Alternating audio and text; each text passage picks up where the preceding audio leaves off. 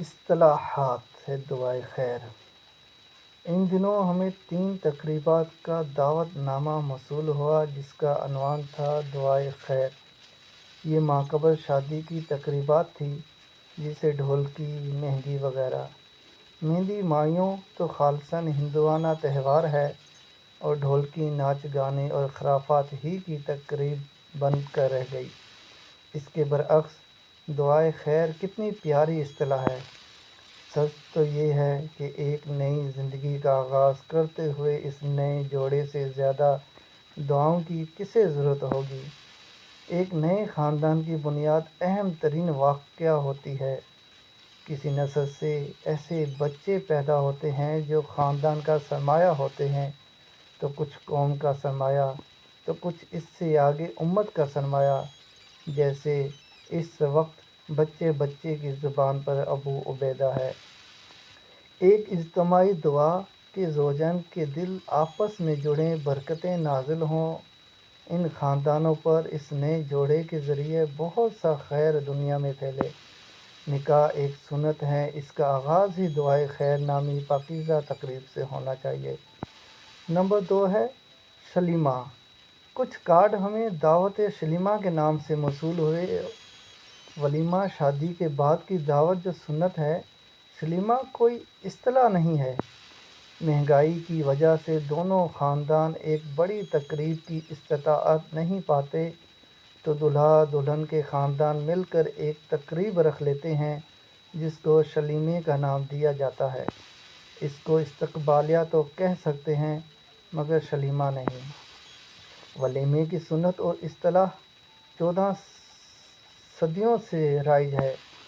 یہاں ایک بات یہ کہ شادی کی تقریب تو اسلامی جواز بنتا ہی نہیں۔ نکاح کی تقریب سادگی سے مسجد میں ہو، رخصتی کے بعد شادی کی خوشی میں کھانا دلہا اپنی استطاعت کے مطابق دے، جس کو ولیمہ کہتے ہیں۔ لڑکی والوں کو زیر بار کرنا اخلاقی حوالے سے درست نہیں۔ ہاں، لڑکی اپنا ذریعہ معاش رکھتی ہو اور ولیمے کی تقریب میں تعاون کرنا چاہے تو الگ بات ہے۔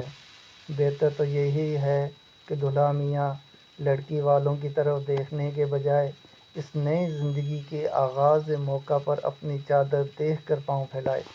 بالفرض کہیں کہ 2 خاندان باہمی ہم آہنگی سے ایسا کر رہے ہیں، تو اس کو روایت بنانا یا لڑکی والوں سے ولیمے کے اخراجات میں تعاون کے لیے تقاضا کرنا پسندیدہ نہیں۔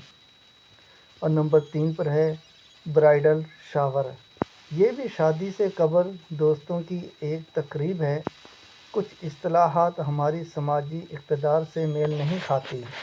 اس میں ایک یہ اصطلاح عام طور پر اصطلاح کا استعمال اعلیٰ تعلیمی اداروں سے وابستہ طالبات کر رہی ہے۔ پیاری بیٹیوں، اصطلاحاتوں کے بھی شجرہ نسب ہوتے ہیں، اس لیے اس حوالے سے ہمیں محتاط رہنا چاہیے۔ نمبر 4 پر ہے پیرنٹنگ۔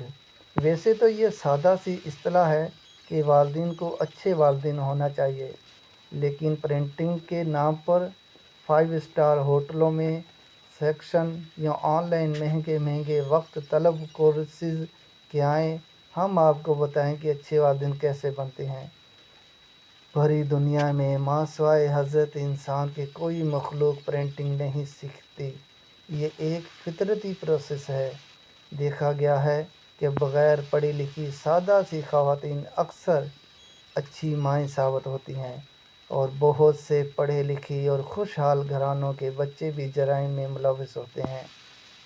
پیرنٹنگ کی سادہ سی تعریف یہ ہے کہ آپ کا بچہ آپ کا عکس ہوتا ہے۔ ہم چاہتے ہیں کہ ہمارا بچہ دوسرے بچوں سے اچھا ہو، تو ہمیں پہلے خود دوسروں سے اچھا بننا ہوگا۔ بچوں کی تربیت کے بجائے فکر اپنے سدھار کی کرنا ہوگی۔ مجھے اپنے داماد کی بات اچھی لگی۔